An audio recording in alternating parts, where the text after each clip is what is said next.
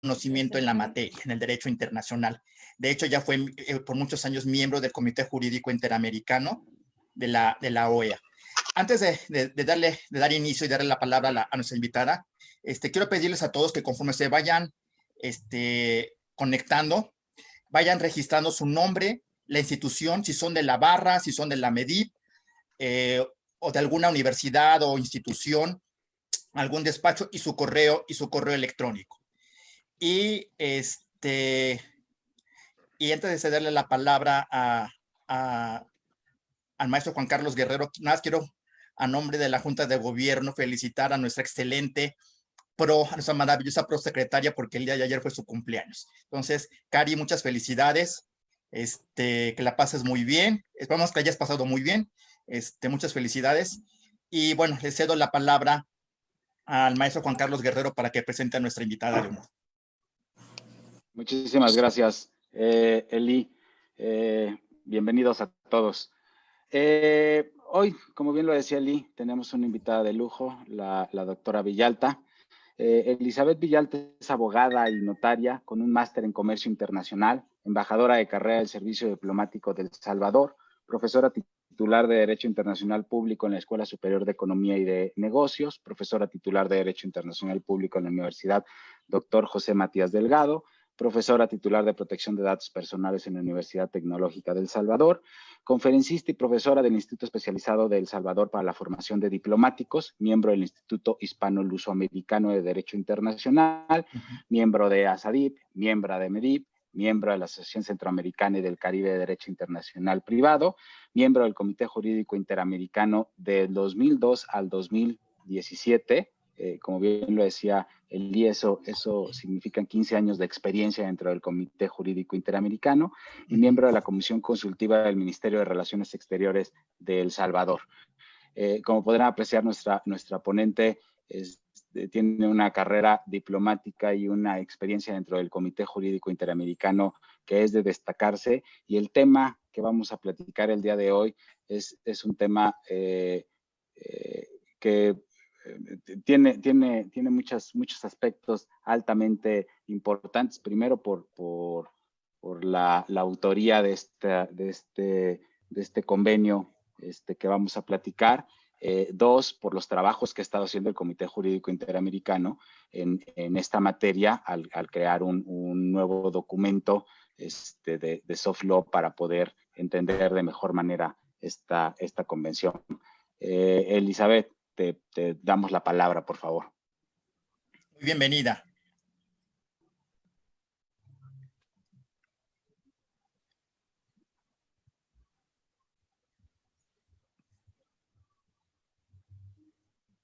A lo mejor no pudo conectarse. Cari, ¿le puedes habilitar? Ya estuvo. Me oye. Perfecto. Te escuchamos. Sí, perfecto. Sí, quería agradecerles, decirles que para mí es un gusto, un honor y un placer estar compartiendo con todos ustedes. Agradezco mucho la invitación de la Academia Mexicana de Derecho Internacional Privado y Comparado, MEDIT, de la cual me honro de ser uno de sus miembros. La invitación que me dio el maestro Eli para ello. Agradezco las presentaciones tanto de Eli como de Juan Carlos, y quiero decirles que el tema que escogí para esta oportunidad, la Convención de México y el derecho aplicable a los contratos internacionales, es porque para mí es un tema en donde AMEDIT tiene mucho que ver, y quiero hacerles el antecedente y por qué AMEDIT tiene que ver en este tema.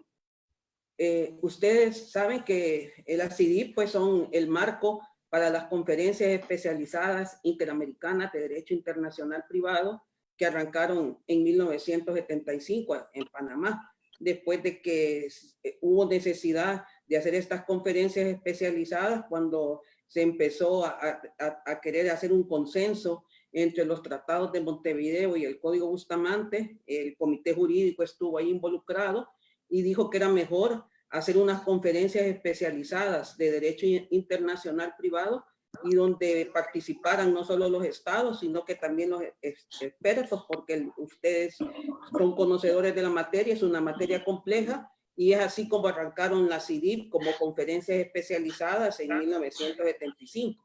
como parte del comité jurídico que formé del 2002 al 2017 y como profesora de la materia, pues yo estudié la CIDIP y vi que en la quinta conferencia especializada salió la Convención de México sobre Derecho Aplicable a los Contratos Internacionales, así como la Convención sobre Tráfico Internacional de Menores.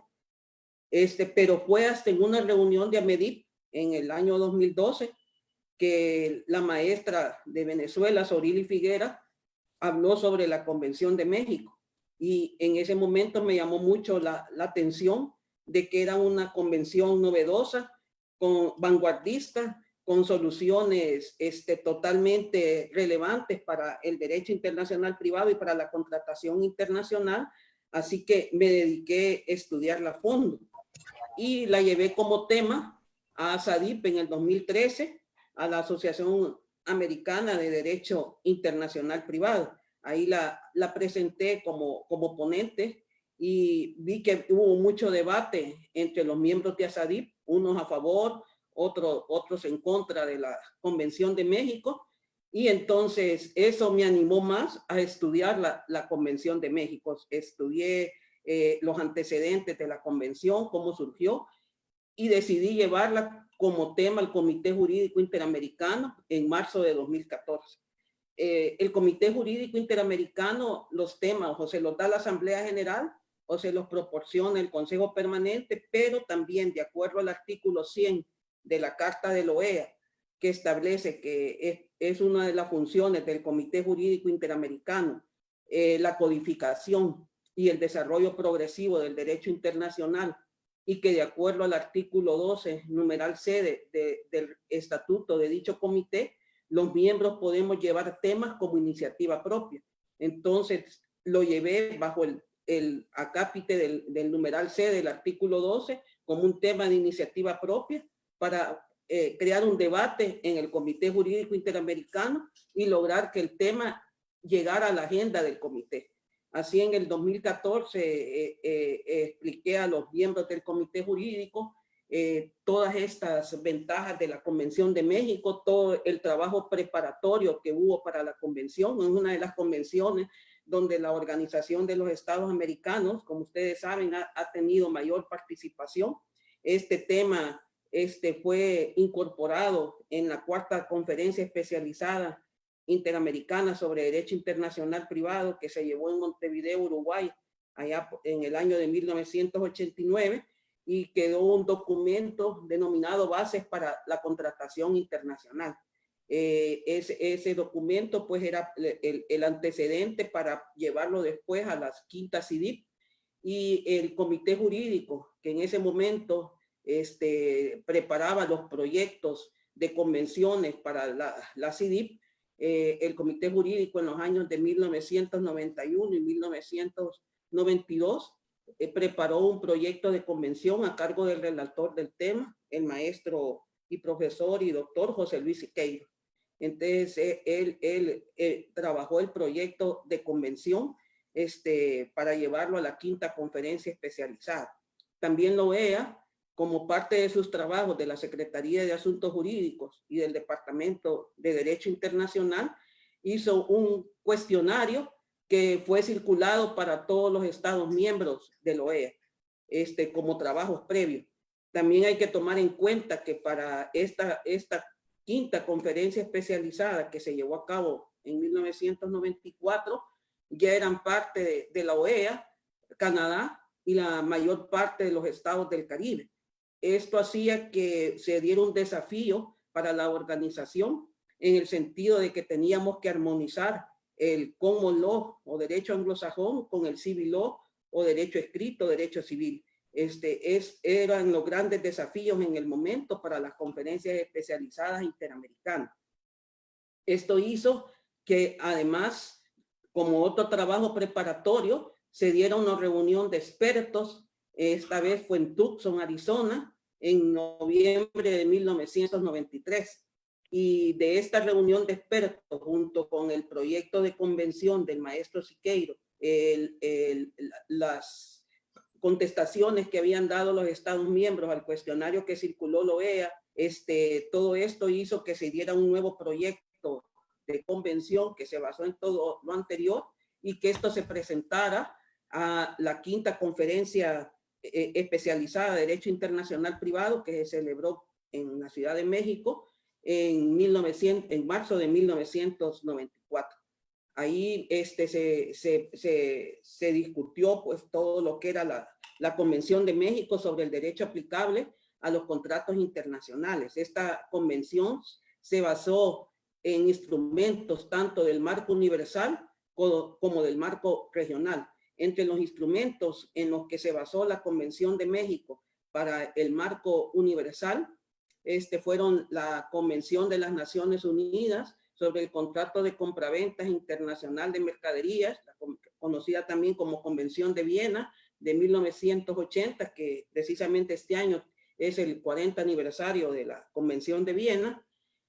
También se basó en la Convención de la Haya de 1985 sobre el derecho aplicable a los contratos internacionales. Se basó también en los principios de UNIDROIT sobre contratación internacional y también en lo que fue la Convención de Roma de 1980, también sobre contratación y obligaciones contractuales.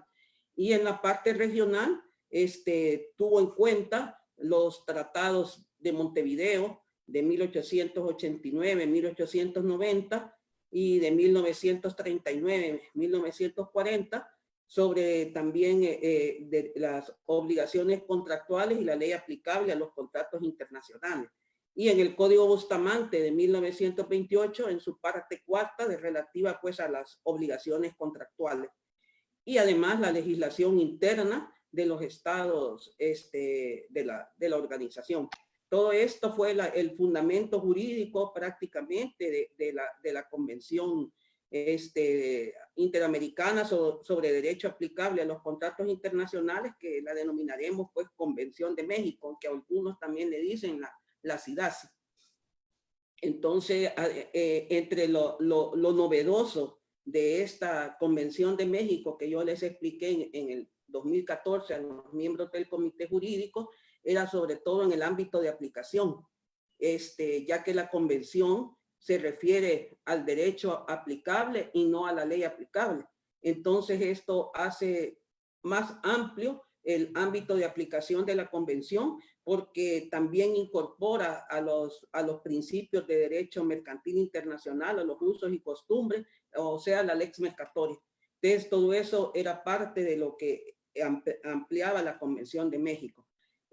También otra de las novedades era que este derecho aplicable tenía que ser expresamente dado por las partes, y que esto era pues que debería de ser expresamente elegido, y si no había, y si había duda en la elección, debía de tomarse en cuenta las cláusulas contractuales o lo que las partes indicaban. Otra de las novedades de la Convención de México estaba en el artículo 7, que hablaba sobre el principio de la autonomía y la voluntad en su forma más amplia. No sé, o sea, en este principio se establece que las partes son las que eligen el derecho. O sea, el derecho es elegido por las partes. Hay una amplia aplicación del principio de la autonomía y de la voluntad. Y cuando no está claro el derecho expreso de las partes, entonces nos podemos ir al principio de la proximidad, o sea, cuando hay vínculos más estrechos. Todos estos principios pues eran novedosos para 1994.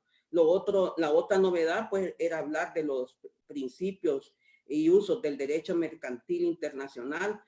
Se hablaba en la Convención de las Organizaciones Internacionales. Esto no quedaba muy amplio porque no se determinaban qué organizaciones internacionales, pero prácticamente era la incorporación de la lex mercatoria en la convención. También se hablaba de que esta convención podía afectar a la parte más débil en la relación, y entonces se podía sostener que para eso estaban los artículos 11 y 18 de la Convención, uno que se refiere a las normas imperativas, el 11, o a las leyes de policía, que hace que se aplique la ley del foro, igual pues el artículo 18 que nos remite al orden público, y que también esa remisión al orden público limita el derecho extranjero y hace la aplicación de la ley del foro. Todas estas novedades que estaban enmarcadas en la Convención de México son soluciones que ahora precisamente la contratación comercial internacional las está tomando muy en cuenta. Y entonces todo eso se explicó en el seno del Comité Jurídico Interamericano. Se dijo también que pudo ser que la Convención de México no lograra las ratificaciones deseadas, porque eso también llamaba poderosamente la atención, que solo México y Venezuela la habían ratificado y que había sido suscrita únicamente por Brasil, Bolivia, Uruguay, México y Venezuela. Entonces, que gran parte era por la no difusión de la convención. Los estados no sabían las ventajas que nos podía dar la Convención de México, no hubo una comprensión, una difusión seria de la convención. Lo otro era que los principios eran demasiado novedosos para el conflictualismo que era el criterio que se usaba en América, pues un conflictualismo territorialista, y todas estas soluciones novedosas pues no dejaban de chocar con esa otra forma de determinar la ley aplicable. Y otra de las cuestiones fue que prácticamente algunos sostenían que no había una armonización muy adecuada del Common Law con el Civil Law, porque la convención tenía muchos problemas lingüísticos y que no había una traducción fiel del español al inglés. Entonces, todas esas fueron algunas de las cuestiones que en 1994 se pudieron ver de la Convención de México. El Comité Jurídico vio que el tema era importante y que este tema podía ayudar también a actualizar otras convenciones dadas en el marco de la CIDI, que muchas de ellas también no son apreciadas por todo el sistema interamericano. Entonces, el tema quedó en la agenda del comité, pero se le cambió el nombre y quedó como el derecho aplicable a los contratos internacionales. Así fue como el tema logró pasar y ser parte del temario del Comité Jurídico Interamericano en el año 2014. En esa oportunidad se me dijo como que se me nombraba relatora del tema, porque yo lo había llevado, y que en el próximo periodo ordinario, que iba a ser en agosto del 2014, presentara los avances sobre el tema y si el tema había sido aceptado por algunas legislaciones de los estados. Así que en el periodo de sesiones del 4 al 8 de agosto del 2014, amplié todo lo relativo a la temática de la Convención de México, expliqué de que no necesariamente podía hacernos parte de la convención, o sea, ir no solo por la vía de la ratificación, sino que los principios de la convención podían ser adoptados en la legislación interna de los estados, como parte del proceso de la recepción del derecho, o sea, convertir derecho internacional en derecho interno, y que para eso podíamos ocupar el proceso de la incorporación, ya sea una incorporación material que podía ser trasladar completamente los artículos de la Convención de México a una legislación interna, o hacerlo a la incorporación de los principios informadores de la Convención, o sea, una incorporación por referencia, y que de esta manera lo había hecho Venezuela en su Ley de Derecho Internacional Privado de 1998. Había ocupado el sistema de la incorporación de los principios informadores principales de la Convención de México sobre derecho aplicable a los contratos internacionales.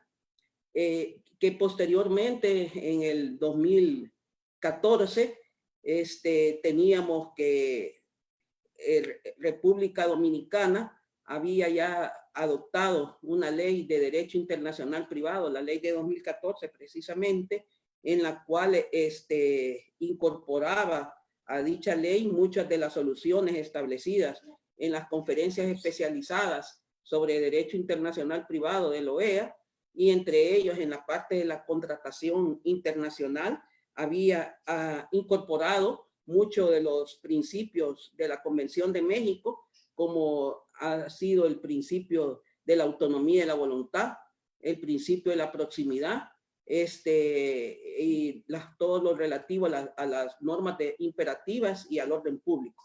Entonces, todo eso pues vieron en el comité los artículos que tenía, pues que tiene la ley de derecho internacional privado de República Dominicana, que también en ese mismo año, en el 2014, Panamá también tiene un código de derecho internacional privado, que es también el código de 2014, y que también en muchas de sus disposiciones hace una incorporación por referencia de las convenciones de la CIDIP, así como también de la Convención de México. Y así es como también el Código de Derecho Internacional Privado de Panamá incorpora el principio de la autonomía de la voluntad.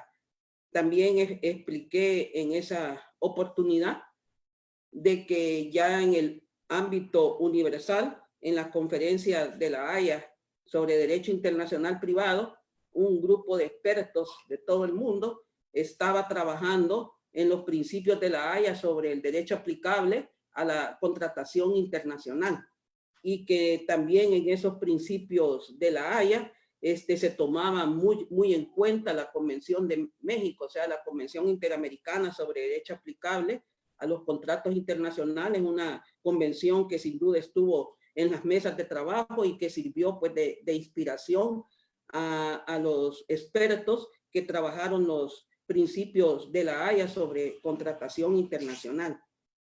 Y también expliqué en esa oportunidad de que ya Paraguay empezaba a trabajar una ley de derecho internacional privado para la ley aplicable en la contratación internacional, y que Paraguay estaba ocupando las dos formas de incorporación material, o sea, trasladando artículos casi completamente textuales, e incorporación por referencia, y que estaba como fundamento la Convención Interamericana sobre Derecho Aplicable a los Contratos Internacionales, o sea, la Convención de México. Con toda esta legislación interna de los estados, el desarrollo en los estados, y así como reformas a los códigos civiles de varios estados, como el Código Civil de Argentina, todo esto hizo que el comité jurídico dijera que el tema siguiera en agenda, y que además para la próxima reunión se presentara un cuestionario por la relatora, un cuestionario para los estados miembros, para los expertos, para los operadores y para la academia, para que nos determinaran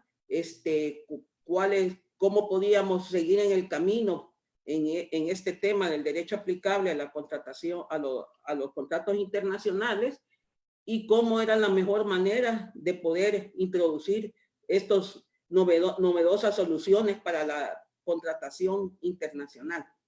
El cuestionario se preparó y se presentó en el periodo de sesiones del 2015.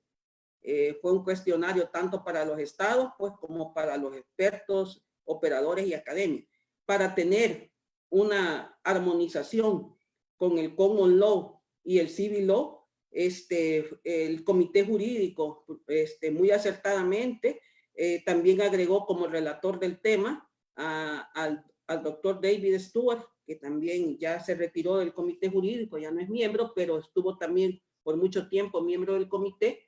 Ustedes lo conocen mucho, profesor de Georgetown. Entonces, para que juntos hiciéramos el cuestionario, para que también en ese cuestionario tuviéramos la impresión de los países del Common Law.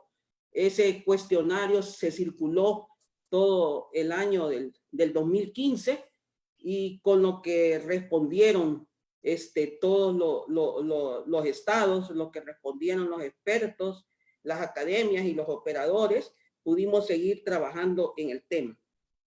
Entonces, con las respuestas del cuestionario que se presentaron en el periodo de sesiones del 2016, también en esa oportunidad, antes de dar el resumen de esa respuesta, había también más avances en el tema de tanto universal como regional. En el tema universal es que ya habían sido aprobados los principios de la Haya sobre el derecho aplicable a la contratación internacional.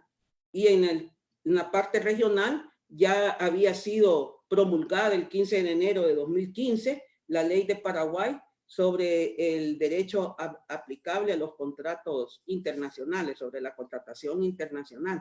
Entonces se hizo un parangón en esa oportunidad entre los principios de la Haya y la Convención de México sobre derecho aplicable a los contratos internacionales, y se vio de que muchos de las soluciones novedosas que da la Convención de la Haya son tomadas la Convención de México son tomadas por los principios de la Haya.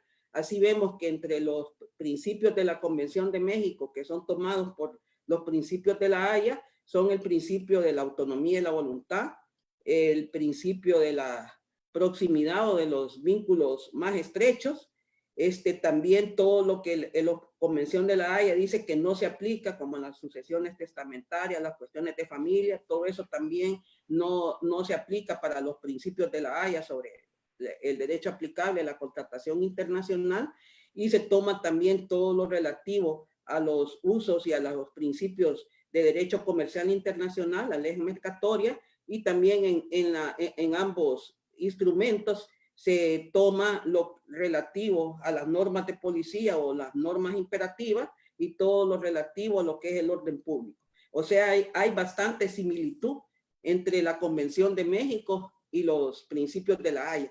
Y todo eso pues fue llevado al periodo de sesiones del 2016. También en esa oportunidad se explicó cómo había logrado promulgarse la ley de Paraguay sobre el derecho aplicable a la contratación internacional, en el cual uno de sus principales redactores es el doctor José Moreno Rodríguez, que ahora es miembro del Comité Jurídico Interamericano, y él en esta convención se explicaba, en esta ley se explicaba muy claramente de cómo la Convención de México había sido incorporada ya tanto en forma material, incorporación vía material, como también incorporación de los principios informadores, y hay muchas soluciones en la ley de Paraguay que casi son los textos de la Convención de México.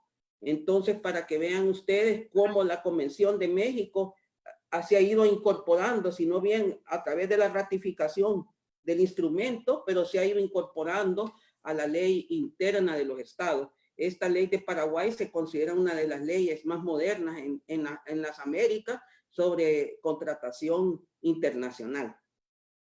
Y ya volviendo nuevamente al cuestionario, con el cuestionario tuvimos lo que los expertos nos manifestaron, los estados miembros también, las academias y los operadores, y vimos que sí estaban muy interesados en ocupar los principios y las soluciones de vanguardia y novedosas de la Convención de México. Dijeron que había sido poco conocida, que no sabían los estados las ventajas que daba esta convención, que había habido muy poca difusión, y que esta convención podía servir a los legisladores para poder hacer legislación interna en sus estados sobre contratación internacional, servir a los operadores, sobre todo a los jueces, a los operadores de justicia, para poder aplicarlas en los casos que llegaran y formar parte pues de la jurisprudencia. Y entonces hubieron comentarios muy buenos, positivos. Además, hubieron comentarios sobre por qué la convención no había logrado, pues, llegar a una ratificación de los estados, no obstante que esté en vigencia, porque la convención, de acuerdo al artículo 28 de la misma, entraba en vigencia con 2 estados que la ratificaban. Entró en vigencia en 1996, es una convención vigente para el sistema interamericano. Los expertos pues nos dijeron de que el problema era que eran unas soluciones muy novedosas de 1994 para lo que era la Convención de México. O sea, era romper el sistema conflictual de señalar la ley aplicable para entrar a señalar como derecho aplicable el principio de la autonomía de la voluntad, o sea, el derecho elegido por las partes, que no se comprendía mucho lo que era el derecho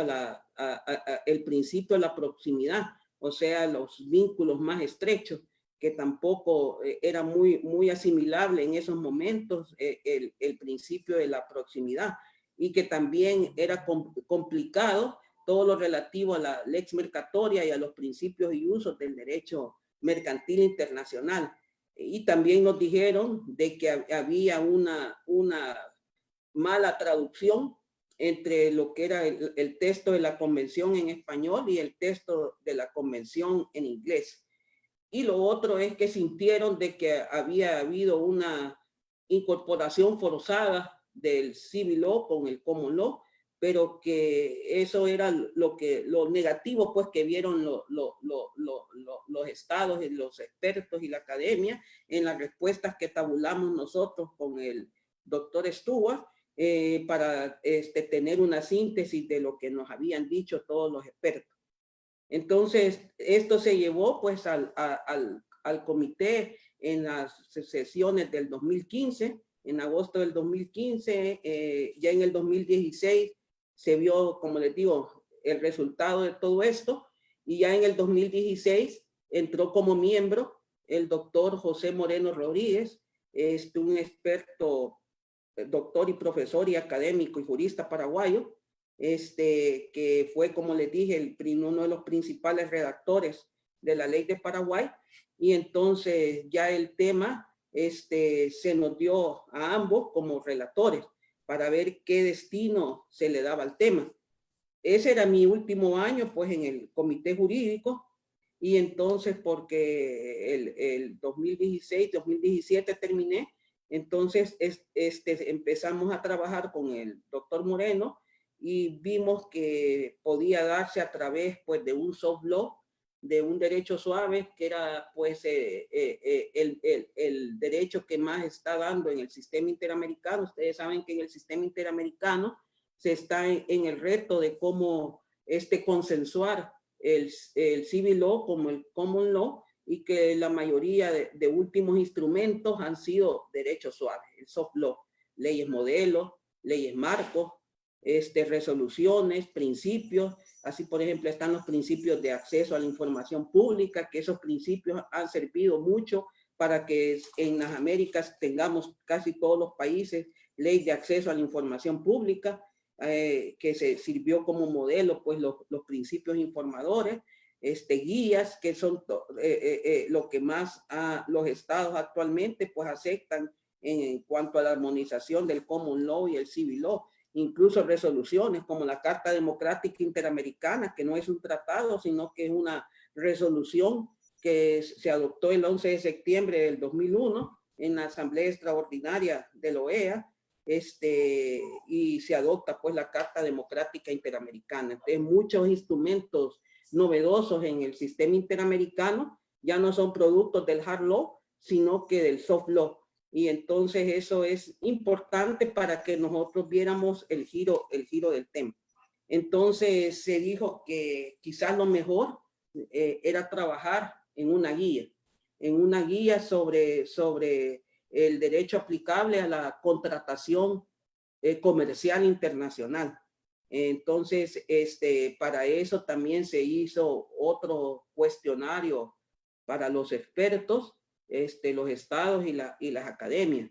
Esta guía no iba a ser dirigida no solo a los estados, sino que a los operadores, a los legisladores y a las academias, para que se pudieran incorporar en sus trabajos y en sus casos. La guía es una guía novedosa. La guía fue terminada y concluida por el doctor José Moreno Rodríguez. Yo solo empecé con él en los inicios de la guía, porque la guía pues ya prácticamente fue cuando yo ya me retiraba del Comité Jurídico Interamericano. La guía se terminó en el 2019, pero sí es una guía en la cual pues ustedes pueden ver todos los principios de consenso que han aceptado la mayor parte de los estados, porque digamos, en cuanto al principio de la autonomía y la voluntad, se hizo un estudio sobre cómo los estados de las Américas aceptaban o no el principio de la autonomía y la voluntad. En cuanto a la proximidad, también se hizo un estudio de cómo las leyes y los códigos de los estados de las Américas tienen o no incorporado la proximidad. Sobre el fraccionamiento, el DPK, también se hizo un estudio cómo esto tenían todos los estados, un estudio sobre las normas imperativas y el orden público, que es un concepto pues que, como ustedes saben, no hay un acuerdo claro sobre qué se entiende o no por orden público. Todo eso pues también está recopilado, todo lo que dicen los estados. Además, se tienen comentarios de la CENURMI o UNCITRAL, se tienen comentarios de UNIDROIT, y es una guía pues completa. Está dividida como en 19 capítulos, cada uno con los temas: derecho aplicable, el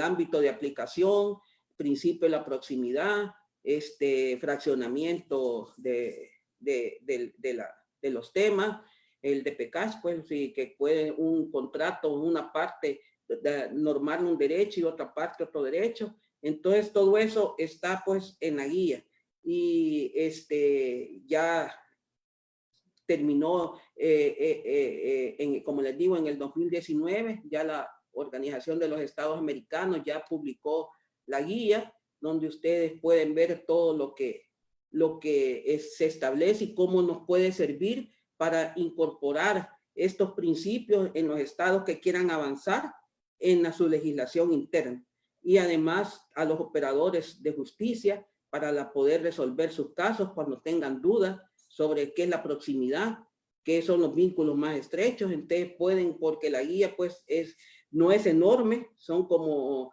164 páginas, pero en esas páginas también pueden ver, hay el comparativo entre la Convención de México y los principios de la Haya. Está artículo por artículo comparándose en la guía, tanto la Convención de México como los principios de la Haya, y también está todo lo relativo a la traducción.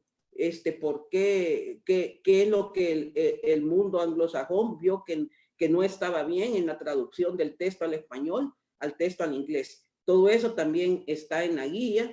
Además está pues todo lo relativo a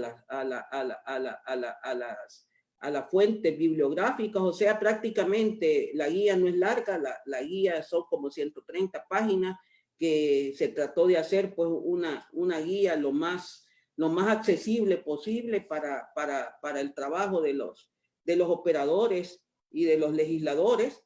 Entonces es una guía para que se pueda manejar fácilmente, y eso para que lo tengan pues presente, de que todo esto que se caminó de la contratación internacional como soluciones de novedosas y de vanguardias en las Américas tuvo mucho que ver con la Convención de México. Parte todo de la Convención de México y también parte de la MEDIT, porque gracias a Dios yo estuve en ese seminario de la MEDIT, vi cuando expusieron la Convención de México. Me pareció injusto que con unas soluciones tan novedosas y de vanguardia, la Convención de México no fuera aplicada en la legislación de los estados de las Américas, y entonces dije, decido caminar con la convención para llevarla a un final feliz. Gracias a Dios que tenemos ya la guía que hizo pues el doctor José Antonio Moreno, y con esa guía pues prácticamente no hemos terminado el camino, pues falta recorrer más, de que los estados incorporen esas soluciones novedosas en sus legislaciones internas. Ya tenemos varios estados que tienen sus leyes de derecho internacional privado y que han incorporado las soluciones de vanguardia de la Convención de México, pero esperamos que los estados caminemos más y que podemos así armonizar todo nuestro civil law, como no, en el sistema interamericano. Bueno, yo me quedaría aquí. Le agradezco mucho su atención y espero pues las preguntas que tengan a bien hacer.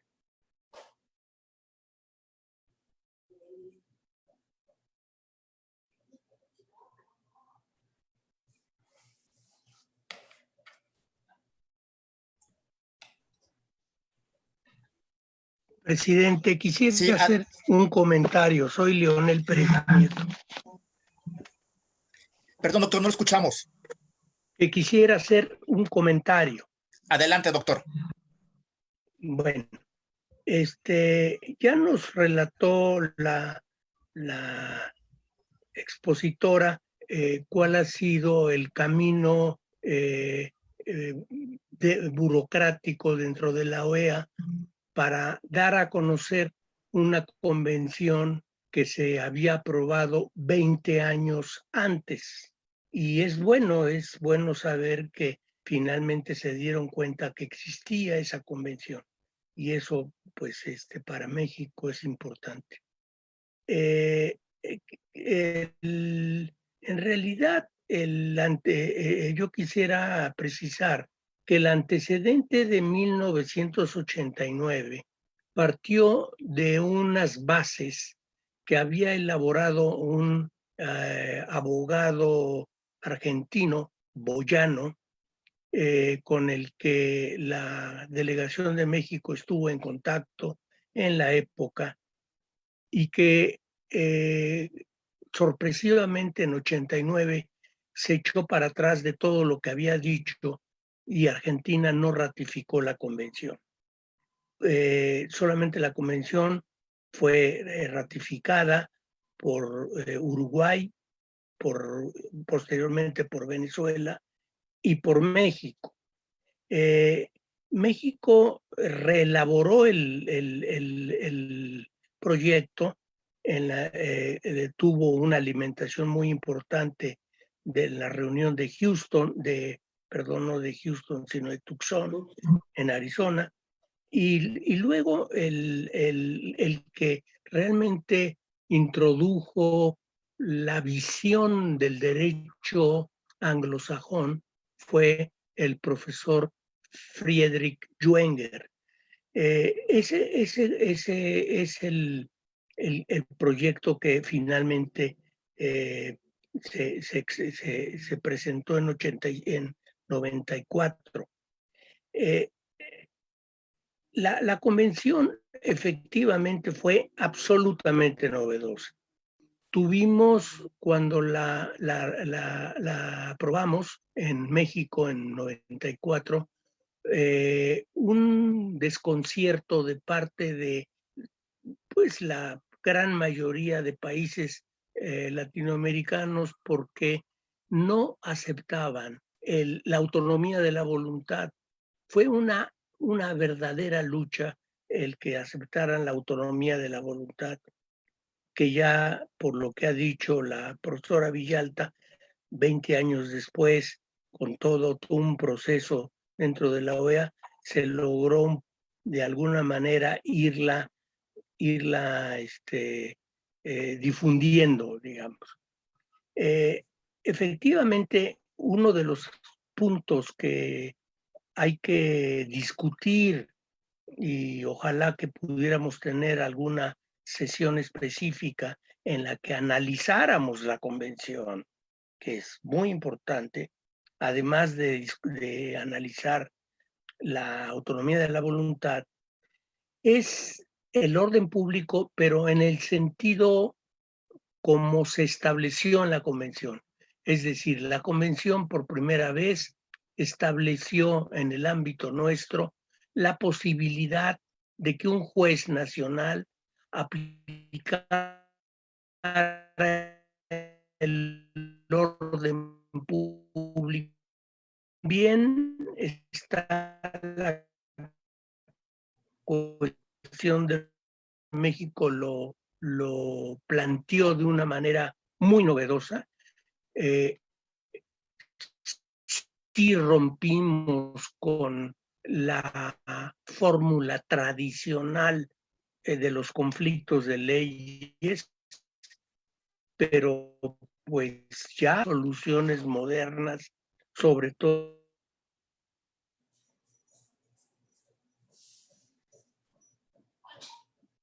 Se quedó trabado.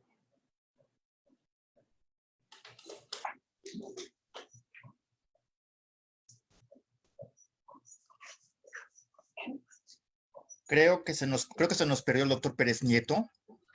Hay problemas con su internet. Bien, bueno, vamos a esperar a que se conecte nuevamente. En tanto, si hay otra pregunta, adelante.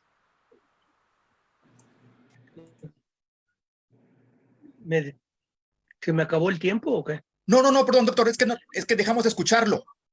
Se nos perdió. Bueno. Si nos puede volver a formular la pregunta, te lo agradeceríamos.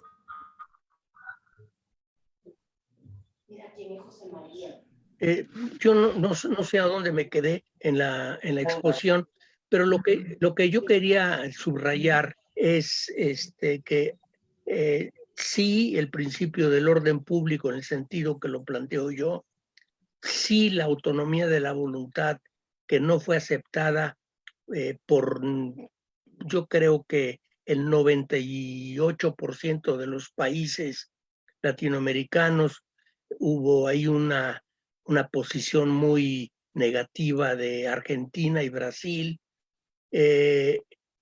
territorialistas a morir en ese momento, y el punto de los vínculos más estrechos que decía yo que fue la aportación que nos hizo el profesor Friedrich Juenger. Otro aspecto fundamental que convendría en otra ocasión analizar es la incorporación de la lex mercatoria o la posibilidad de que se aplique lex mercatoria. Lo que nosotros pensamos en ese momento fue elaborar un artículo que, aplicándolo por el juez nacional, le permitiera de manera directa aplicar la lex mercatoria. Esto, yo creo que la labor que menciona la expositora es muy loable, una labor que se hizo 20 años después y que afortunadamente ya ha hecho avanzar a esta convención. Esos serían, entre otros puntos, los que yo quería mencionar. Muchas gracias.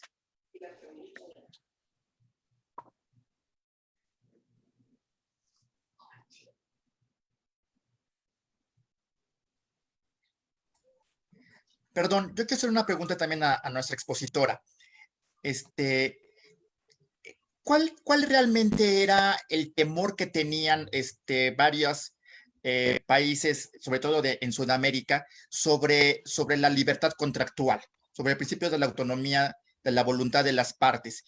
Yo sé que en la Convención de México es prácticamente irrestricta, salvo por la aplicación de normas de orden público, pero ¿cuál era el verdadero temor que tenían, sobre todo en Sudamérica, sobre este principio? ¿Nos podrías comentar algo, por favor, Elizabeth? Sí, con mucho gusto. Primero, agradecer al maestro Pérez Nieto por sus comentarios. Yo estuve también estudiando muchos comentarios de él en esta convención y sobre todo sus comentarios sobre la lex mercatoria y cómo él explica que se debería de aplicar y que me pareció pues excepcional. muy buena los comentarios del doctor y lo que yo estudié porque doctor, creo que usted también estuvo en la delegación de México cuando se dio la CIDIC quinta, porque estuve viendo antecedentes, así que quería agradecerle sus comentarios y sobre todo agradecerle su presencia. Usted sabe el respeto que le tenemos nosotros a usted como profesor y como maestro del Derecho Internacional Privado. En cuanto a la pregunta de Elin, creo de que primero era el temor de los estados americanos de abandonar su régimen conflictual, ese conflictualismo territorialista que existía en el continente americano. Y lo otro era porque lo que yo investigué, tenían miedo en que esta convención, así señalando el principio de la autonomía de la voluntad como ley aplicable, como derecho aplicable, pudiera dañar a la parte más débil de la relación contractual. Ese era uno de los temores que ellos temían, de que la parte más fuerte de la relación contractual llevara las mayores ventajas, y pensaban que no era suficiente las normas imperativas ni el orden público para poder subsanar esa relación entre la parte más débil. Eso es lo que yo investigué en los antecedentes de lo que fue pues la negociación de la Convención de México. No sé si alguno de ustedes tendrá mayores de los que vivieron la negociación, mayor criterio para poder aumentar a la respuesta para el maestro Eli. Sí, si me permiten, yo quisiera en este sentido decir unas palabras, porque es un elemento crucial. El problema fundamental fue que, salvo Uruguay y salvo Venezuela, Sudamérica fue un país que se hundió en el territorialismo extremo, y que, como México lo tuvo, Sudamérica se negó a salir de ese territorialismo, y precisamente esa posición que le había derivado de las convenciones de Montevideo de los años 30, pero sobre todo del Código de Bustamante, provocó una cerrazón completa. Ese es el punto fundamental. Perdón. Gracias. Sí, quiero ceder la palabra. Creo que hay dos preguntas o comentarios. Primero a la profesora Adriana Dreisig y luego a Carlos Gaguardi. Adelante, Adriana.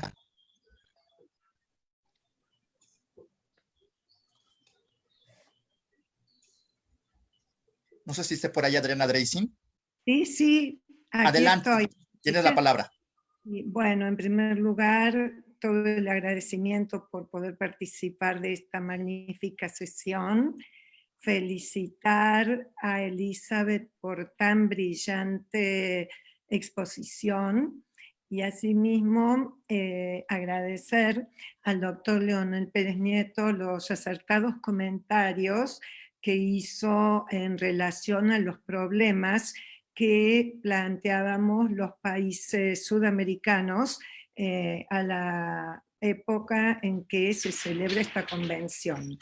Las razones fueron muy bien explicitadas, el temor al débil, y bien lo señaló Elizabeth, venir de toda una tradición que no se quería cambiar, pero que finalmente se modifica, porque desde la práctica sí se daba la autonomía de la voluntad a nivel contractual, y luego se incorporó también en Argentina, estoy hablando, desde los códigos procesales, del Código Procesal Civil y Comercial de la Nación, y el Código Civil y Comercial que fue aprobado hace 5 años, que ya tiene 5 años de vigencia, receptó los principios de la Convención Interamericana de México.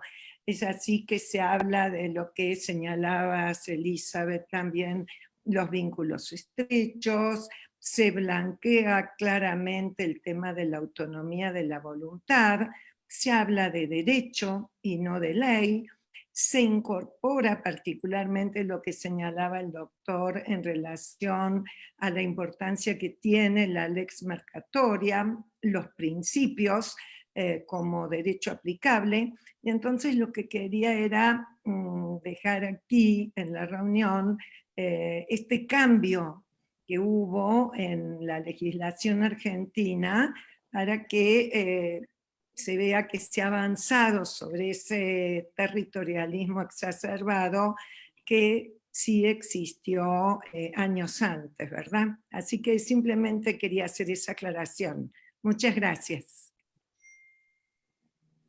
Gracias, Adriana. Y ahora le cedo la palabra a Carlos Gaguardi. Carlos, adelante. Creo que en lugar de prender mi micrófono, lo apagué. A la doctora Villalta, muchas gracias por su participación. Sin lugar a duda, es usted un ejemplo de que en Centroamérica hay grandes y muy profundos pensadores. Los centroamericanos se adelantaron a la Unión Europea en el concepto de mercado común y agradezco mucho su participación. Ahora, con respecto al tema específico de el desencuentro o la confrontación de tradiciones jurídicas romano-germánica y del common law, concretada en la Convención sobre la interpretación de contratos. A mí me parece muy claro la importancia de comprender el sistema jurídico del otro, un poco al Alberto Cortés, entender que todos somos los demás de los demás.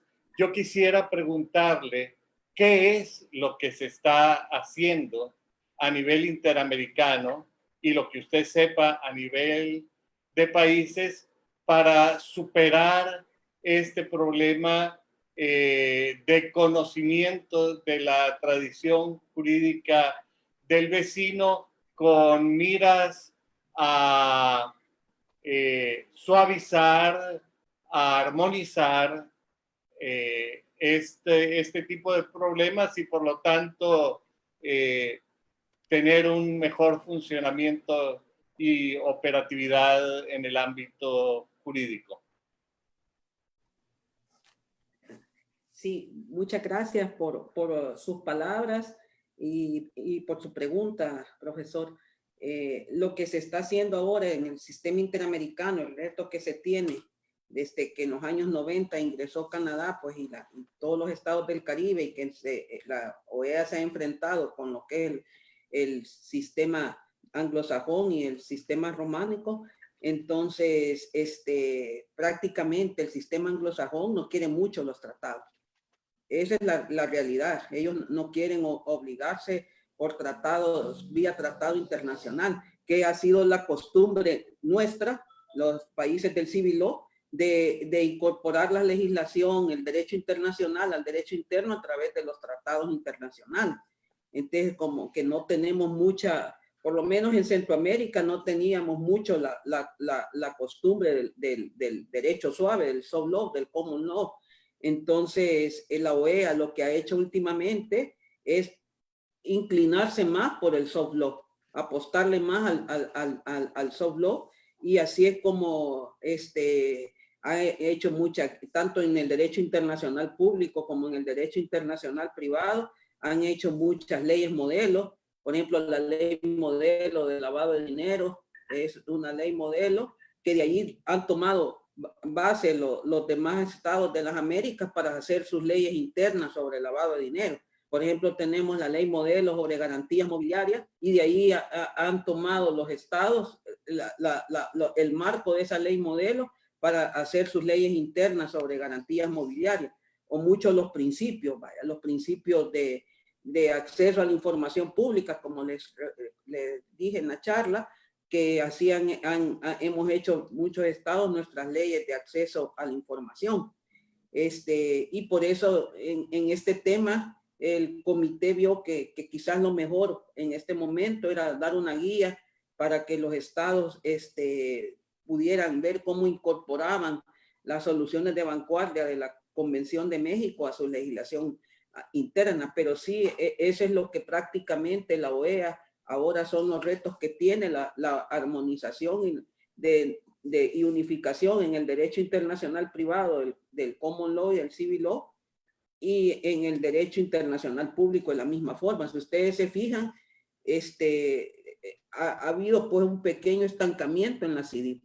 Desde el 2009 que se adoptó el reglamento a la ley modelo sobre garantías mobiliarias, desde el 2009 y ya estamos en el 2020, no hemos hecho otra CIDIP. Entonces, todo eso pues es necesario que los privatistas de las Américas empujemos a ver cuál es la mejor forma de desarrollo progresivo o de codificación del derecho internacional privado en las Américas. Sí, quizás esa es de las otras preguntas que tiene que ver el comité jurídico, los privatistas del comité, porque les voy a decir, en el comité jurídico hay pocos privatistas, la mayor parte de los miembros son de derecho internacional público.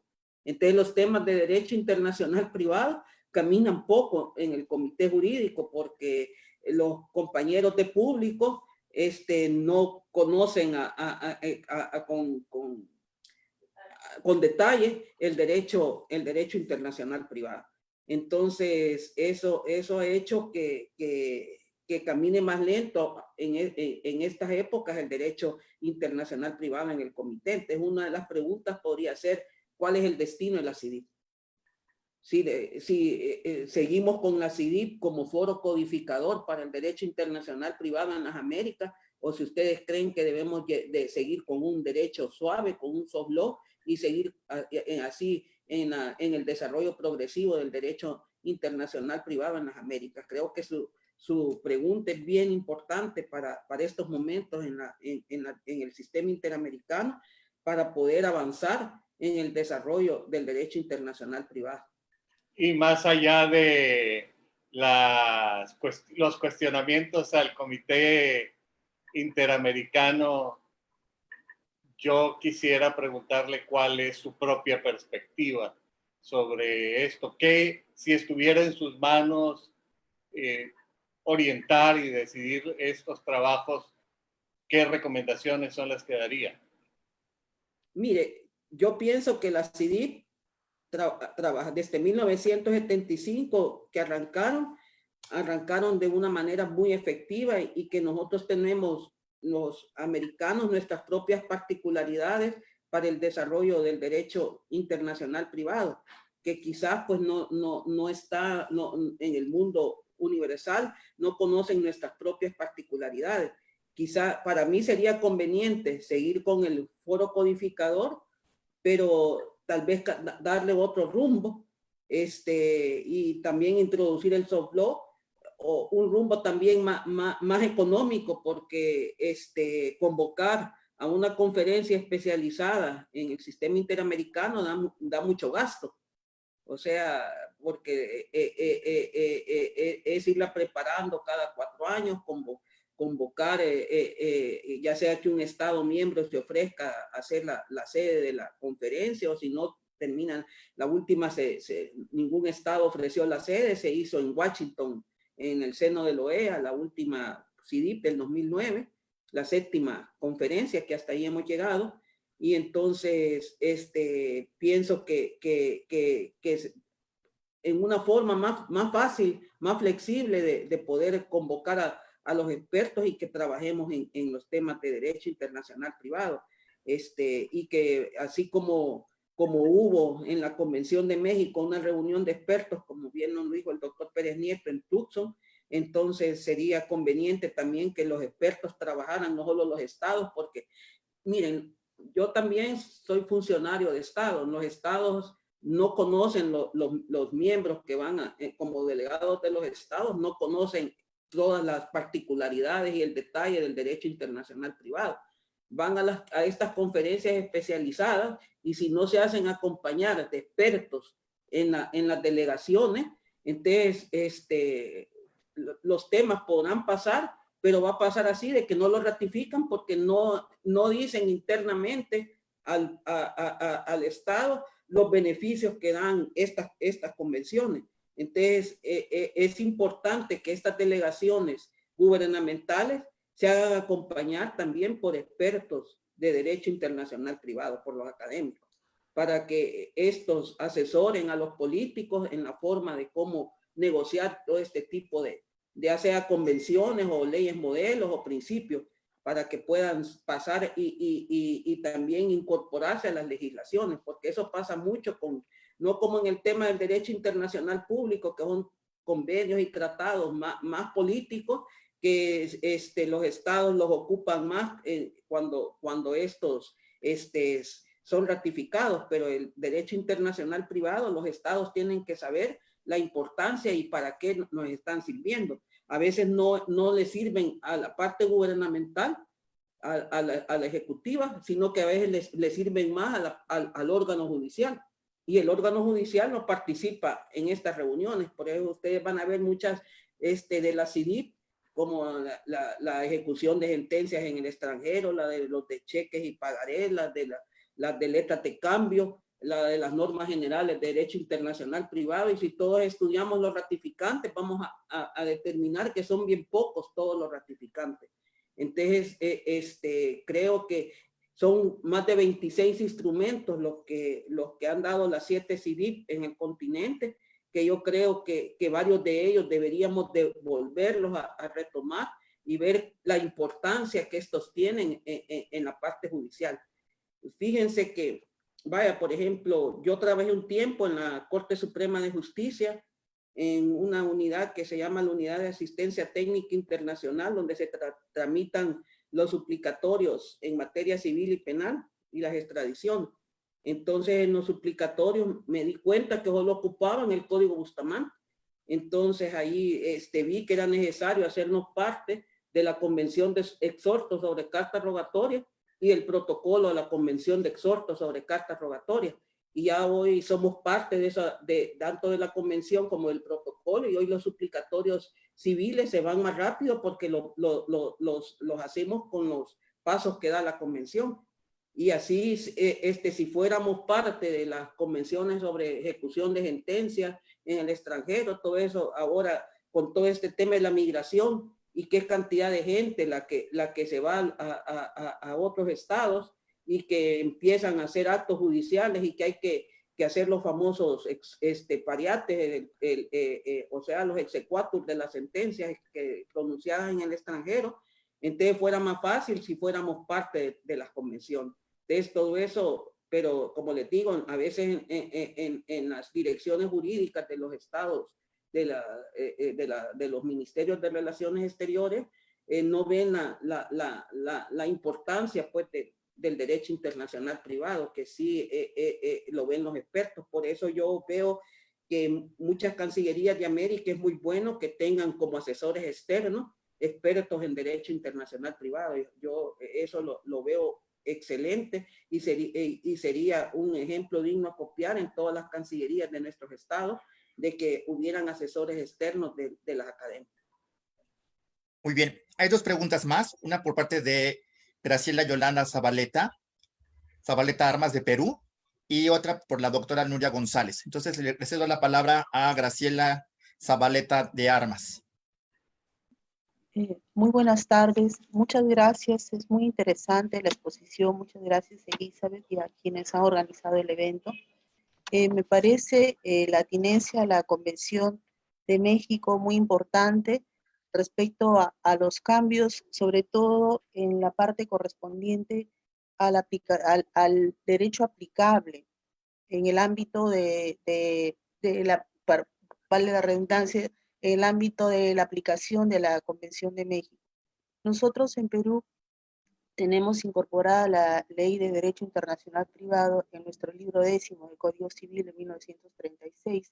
Ello no ha sido modificado y aplicamos el método conflictual, lo cual creo que es la principal situación que conlleva a la no incorporación dentro de la Convención de México, ¿no?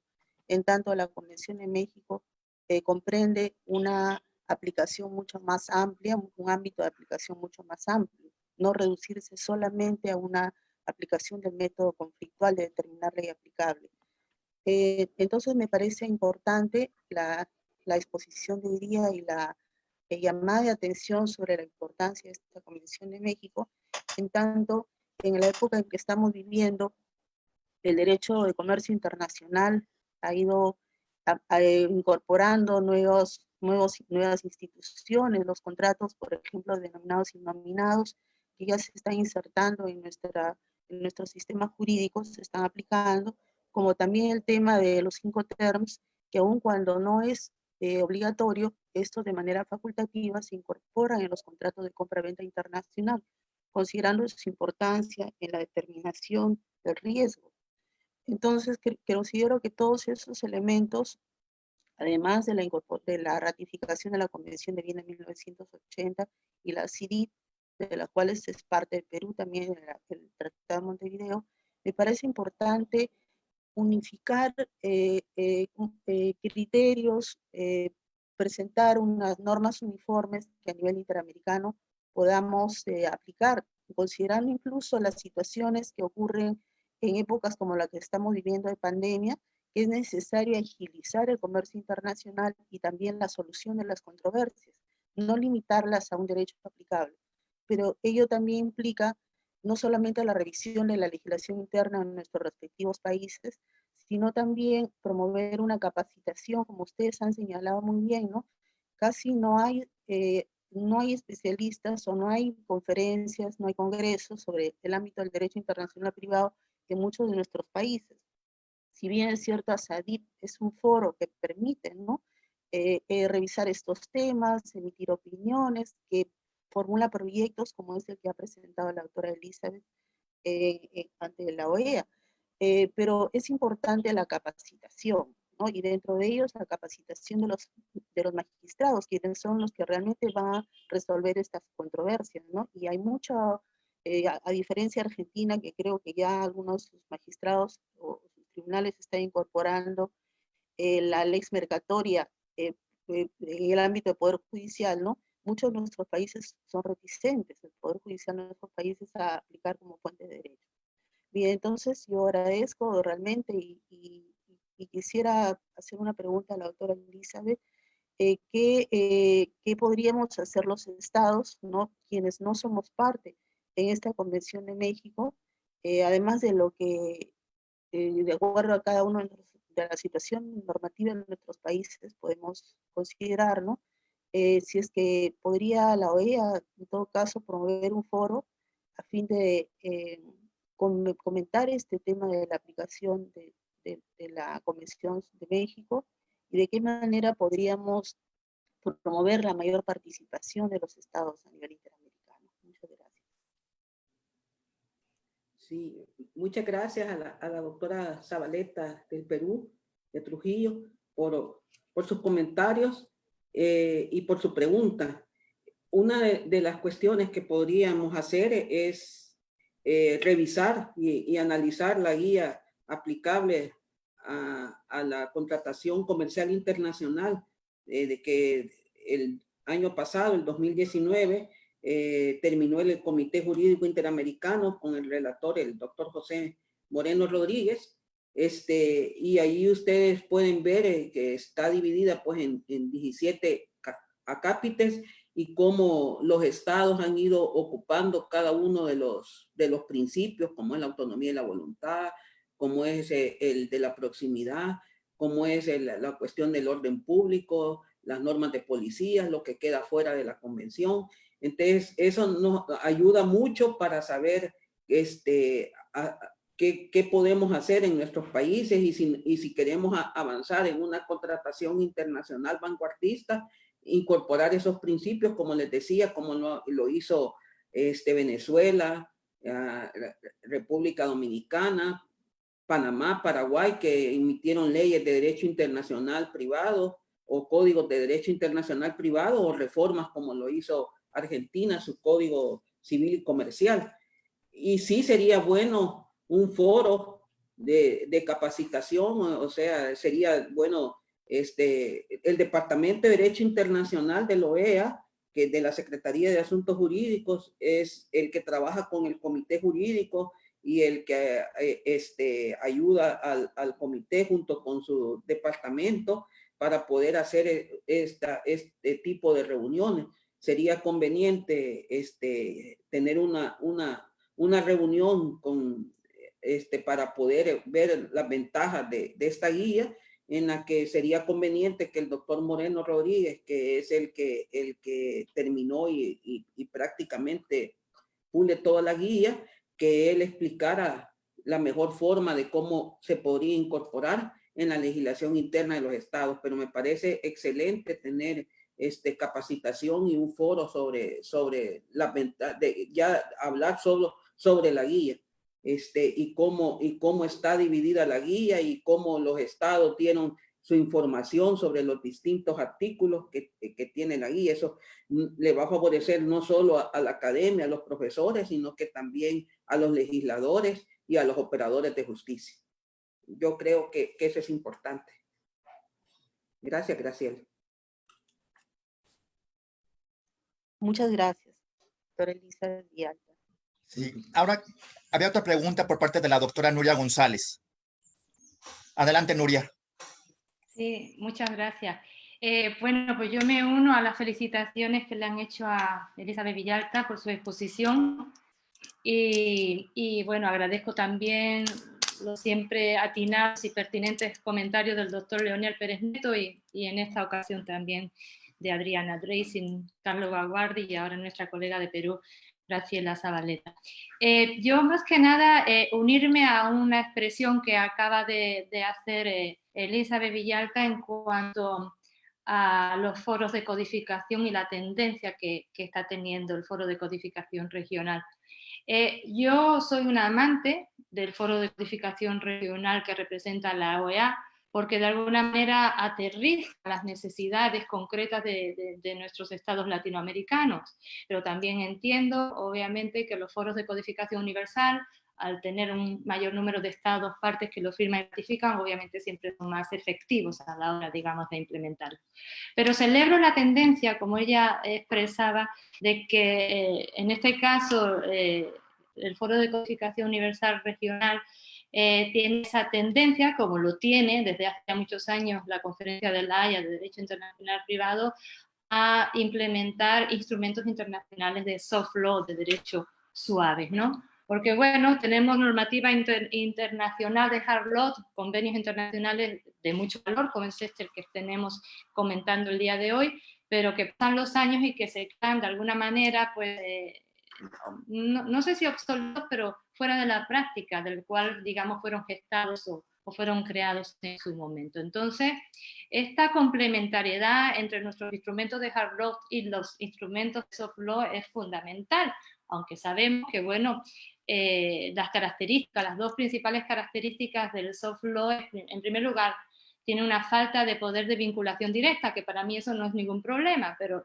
estamos acostumbrados a que aquello que nos vincula no nos obliga, por lo cual ahí habría un hándicap, pero en lo personal no lo veo. Y por otro lado, bueno, el valor que tiene el soft law es la innegable influencia en el futuro desarrollo legislativo, por supuesto, y su referencia en la actuación judicial. Es decir, que lo podemos tomar en cuenta porque es parte, de alguna manera, los estados que realmente creen en el soft law en su implementación. Entonces, bueno, es corroborar un poco lo que ella está expresando, poniéndolo en colación con lo que hacen los organismos universales, ¿no?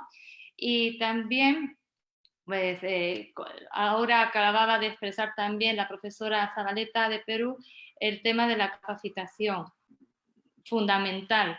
No podemos entender bien el derecho internacional privado con lo complejo que es si no tenemos, digamos, una buena formación en la materia y no capacitamos, bueno, no nos capacitamos en primer lugar nosotros mismos para entender que hay una complementariedad incluso entre instrumentos jurídicos de hard law y soft law, y obviamente también traigo aquí a colación todas las bondades que tiene precisamente esta guía de derecho aplicable a la contratación, ¿no?, que ella nos está refiriendo en este día. Entonces, fundamental no solamente estar preparada en todos los niveles y por parte de todos los interlocutores que intervienen en un supuesto de derecho internacional privado, sino tener esa conciencia, esa idea clara de esa evolución o esa tendencia hacia la complementariedad entre el soft law y en primer lugar, entre el hard law y el soft law. Era mi comentario. Muchas gracias. Gracias, Nuria, por tu comentario. Y por cuestión de tiempo, solamente un último comentario por parte de Carlos Gaguardi. Adelante, Carlos. Muchas gracias, Eli. Solamente quiero subrayar por su relevancia lo que acaba de comentar la doctora Nuria González, porque a mí me parece que no hay que olvidar que este sistema para incorporar en el derecho interno normas de derecho internacional privado lo tomamos a partir de un instrumento de derecho internacional público que son los tratados internacionales. Y en este sentido, una vez que un tratado internacional es aprobado, y esto se multiplica cuando es multilateral, los tratados quedan escritos en piedra. Es sumamente importante el tema del soft law, y yo quisiera referirme a dos casos de éxito en el caso del soft law, como son los Incoterms y las normas generales sobre cartas de crédito bancarias. Es decir, los Incoterms, desde luego, que son hechos vinculantes por la autonomía de la voluntad a la que tanto nos hemos estado refiriendo. Y en el caso de las normas sobre créditos bancarios internacionales, a mí me parece que aquí ni siquiera opera la autonomía de la voluntad, sino como que ha habido un gran consenso de parte de la comunidad bancaria internacional sobre la necesidad de contar con un marco jurídico adecuado para estos instrumentos, y mucho podríamos aprender de estos dos casos de éxito. Muchas gracias, Eli. Pues muchas gracias, Carlos, por tu comentario, y quiero agradecerle a la doctora Elizabeth Villalta su excelente exposición. La verdad es que fue una exposición bastante completa sobre las expectativas que tiene el derecho aplicable en este hemisferio, ¿no? El derecho aplicable a los contratos internacionales en este hemisferio americano. Y nada más quería pedirle a la doctora Elizabeth Villalta si en 3 minutitos, por cuestiones de tiempo, nos puede explicar rápidamente un poco sobre esta obra que aparece en la pantalla, América Latina y el Derecho del Mar, de la cual nuestra expositora es coordinadora. Por favor, Elizabeth. Sí, esta obra es un liber amicorum que se hizo a un jurista salvadoreño, el doctor Alfredo Martínez Moreno. Le voy a decir la razón por qué. Porque bueno, yo también hago derecho público, en mi país somos pocos los de derecho internacional, y hago público y privado. Entonces, cuando se estaba negociando la Convención del Mar, ya en la última fase para entrar a lo que es la verdadera conferencia, que ustedes saben que fue en el 82 en Montego Bay, se estaba discutiendo mucho en Ginebra sobre los estrechos internacionales, sobre que querían unos la libertad de navegación, y varios estados se oponían, sobre todo Turquía, por el estrecho del Bósforo y los Dardanelos, y entonces era presidente de la comisión que estaba discutiendo el doctor Alfredo Martínez Moreno. Él fue miembro de la Comisión de Derecho Internacional. Entonces él logró poner la palabra derecho en tránsito en vez de libertad de navegación, libertad de tránsito, perdón, y entonces con esa frase logró que las grandes potencias y los otros estados aceptaran una libertad en tránsito en la navegación de los estrechos internacionales. Como esto después de la Segunda Guerra hubieron los submarinos y todo eso, tenían miedo la navegación en los estrechos internacionales, las grandes potencias y los estados que tienen estrechos se oponían mucho a una libertad de navegación. El doctor Martínez Moreno fue el presidente, fue acompañado por muchos juristas de la época, entre ellos el doctor Castañeda de México. Él me lo comentaba, que le ayudó mucho en todo esto de salir de este impasse y lograr así que se instalara lo que es la Convención del Derecho del Mar, que es lo que ustedes saben que ahora que da los espacios marítimos. Entonces, un profesor de España, el doctor Víctor Luis Gutiérrez, que es el coordinador de Derecho de la Universidad de Jaén, leyó todo lo que había hecho el doctor Martínez Moreno para que se lograra instalar la Conmemar, y entonces me dijo que por qué era injusto, así como la Convención de México, que no se le dio su verdadera divulgación, que era injusto que al doctor Martínez Moreno la gente no supiera qué es lo que había hecho en la Convención del Mar, y que era necesario hacerle un homenaje. Entonces me dijo, como tú conoces a los profesores de América, que son los que están en este tema, y que conocen al doctor Martínez Moreno, porque también él es miembro del ILADI, es miembro honorario. Entonces, empezamos a trabajar en lo que es esto, que es la contribución de América al derecho del mar. O sea, ustedes saben que América ha tenido mucha contribución al derecho del mar. El tema de las bahías históricas fue dado por el doctor Luis María Drago en 1910. Este tema de bahías históricas lo traspoló la Corte Centroamericana de Justicia en 1917 y da el concepto de bahía histórica trinacional para el Golfo de Fonseca, la única bahía histórica multinacional en el mundo. Luego fue Truman en 1945 que habló sobre la plataforma, el concepto de plataforma continental, y que se extendía hasta las 200 millas. El por qué las 200 millas, porque cuando previo a la Segunda Guerra Mundial, cuando ya se había Alemania anexado Austria y Polonia, se reúnen en Panamá los estados americanos y mantienen un estatus de neutralidad sobre todo el territorio y 200 millas marinas. Y ahí empieza a surgir el concepto de las 200 millas marinas. Precisamente por los submarinos y los barcos queríamos tener una neutralidad alrededor del territorio. Entonces, es así como Truman en su concepto de plataforma continental habla de 200 millas marinas, y esto es tomado por muchos estados americanos que los incorporan en sus constituciones. También excelente. Excelente. También este concepto de las 200 millas marinas es tomado en 1952 por Ecuador, Perú y Chile, y dan el famoso concepto del mar patrimonial, que se extendía hasta las 200 millas marinas. Entonces, con este concepto de mar patrimonial de las 200 millas marinas, prácticamente empezó la guerra entre las grandes potencias que querían 12 millas marinas de mar territorial y América Latina que quería 200 millas de mar, era el mar patrimonial. Esta teoría se le vendió a África y a Asia, y antes ya eran los 3 continentes que pedíamos las 200 millas.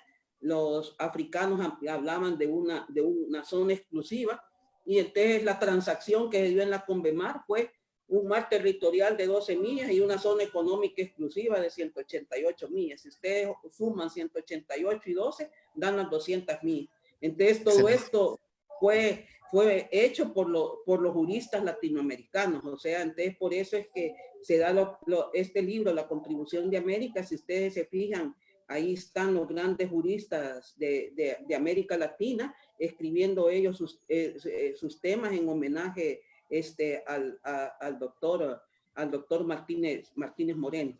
Y eso el libro fue presentado hace 2 años allá en España, en la Casa de las Américas, y también fue presentado en el Congreso de Sevilla del ILADI, del Instituto Hispano-Luso Americano. Nos preguntan dónde podemos conseguirlo. ¿En Tirán, es cierto? ¿Es correcto? Sí, en Tirán Le Blanche. Perfecto. Pues Elizabeth, gracias nuevamente. Y ya para terminar y dar término a esta sesión, bueno, primeramente quiero agradecer nuevamente a Elizabeth Villalta por su exposición, la verdad que muy ilustrativa. Nos deja muchos temas para reflexión. Y quiero nada más dar por último, algunos anuncios. Primero que nada, se está otra vez circulando, se está circulando la convocatoria al Seminario Nacional, que este año será virtual. Entonces, están todos cordialmente invitados a participar enviando sus ponencias para el seminario, al correo de seminario@amedip.org. Acuérdense que estas ponencias van a ser sujetas a doble dictamen ciego. Entonces, las que sean seleccionadas serán presentadas en el seminario. Queda poco tiempo, entonces aprovechemos estos días para poder trabajar en la ponencia.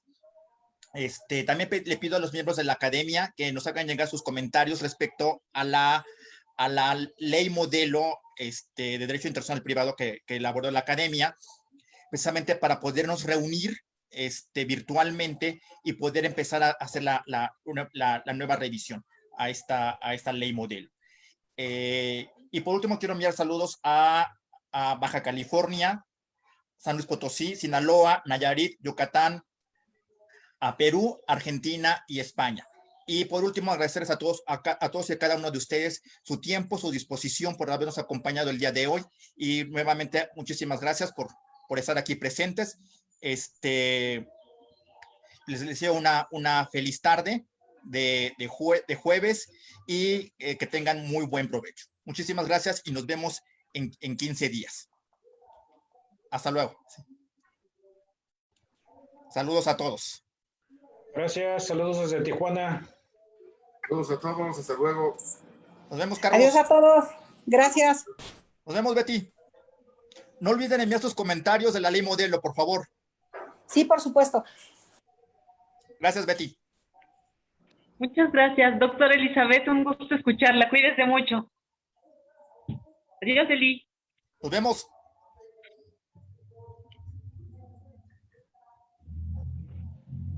Chao, Adriana.